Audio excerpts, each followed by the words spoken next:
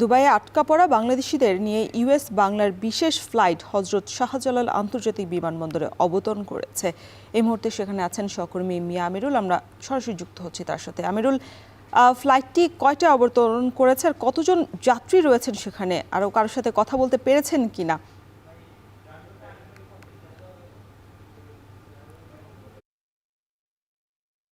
আগেই মূলত ঢাকার আকাশে অবতরণ করেছে। এখানে আমরা দেখেছি ইউএস বাংলার যে বিশেষ ফ্লাইটটি রয়েছে সেটি সকাল 7টা 7 মিনিট নাগাদ মূলত এখানে বিমানবন্দরে আমরা বেশ কিছু আনুষ্ঠানিকতা লক্ষ্য করছি যারা যাত্রীরা রয়েছেন তাদেরকে বরণ করে নেওয়ার জন্য, এবং একই সাথে আমরা যেমনটি লক্ষ্য করছি এখানে যাত্রী যারা স্বজন রয়েছেন তারা দেশের বিভিন্ন প্রান্ত থেকে মূলত এখানে তারা এসেছেন। আপনারা জেনে থাকবেন যে এই যে ফ্লাইটটি আজকে এসেছে ইউএস বাংলার বিশেষ ফ্লাইট, সেটিতে মূলত 189 জন যাত্রী রয়েছে, যেখানে আমরা দেখেছি বিমান বাংলাদেশ এয়ারলাইন্সের প্রায় 28 জন ক্রু রয়েছে। এখানে আসা যাত্রীদের অনেক স্বজন যারা রয়েছেন তাদের সাথে আমাদের কথা হচ্ছিল।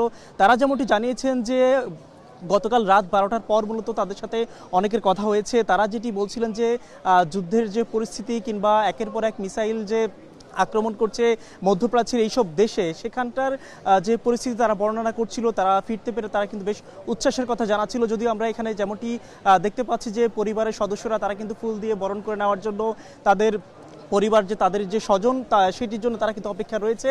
এবং বিমান বন্দর কর্তৃপক্ষের কাছ থেকে আমরা জানতে চেয়েছিলাম, যেমনটি এখন পর্যন্ত জানতে পেরেছি কিছুক্ষণ পর হয়তোবা তারা তাদের পরিবারের সাথে দেখা করার সুযোগ পাবেন কিংবা তারা বের হয়ে আসতে পারবেন। যেহেতু এটি আন্তর্জাতিক একটি ফ্লাইটের মাধ্যমে তারা দেশে ফিরছেন, তারা আসছেন, সেক্ষেত্রে মূলত কিছু আনুষ্ঠানিকতা রয়েছে, সেই আনুষ্ঠানিকতা পর মূলত তারা এখানে আসবেন। এবং একই সাথে আমরা বিমানবন্দর কর্তৃপক্ষের সাথে আরও কিছু বিষয় জানতে চেয়েছিলাম। তারা যেটি বলছিলেন যে মূলত ইউএস বাংলা এয়ারলাইন্স তারা যুদ্ধের যে পরিস্থিতির কারণে মূলত মধ্যপ্রাচ্যে আটকে পড়া বাংলাদেশিদের জন্য তারা বিশেষ এই ব্যবস্থাপনা করেছে। এবং আজকের এই ফ্লাইটটি পরিচালনার পর মূলত আজকে রাত 10টা নাগাদ আরও একটি ফ্লাইট মূলত দুবাইয়ে যাওয়ার কথা রয়েছে, এবং পরবর্তীতে আগামীকাল মধ্যরাত নাগাদ এটি কিন্তু আসার কথা রয়েছে আরও একটি ফ্লাইট। মূলত আমার কাছে এই ছিল এখনকার সবশেষ কিছুক্ষণের মধ্যে আমরা যারা ফ্লাইটে যারা এসেছেন তাদের সাথে আপনাদেরকে পরিচয় করে দিতে পারবো, কথা বলতে পারবো।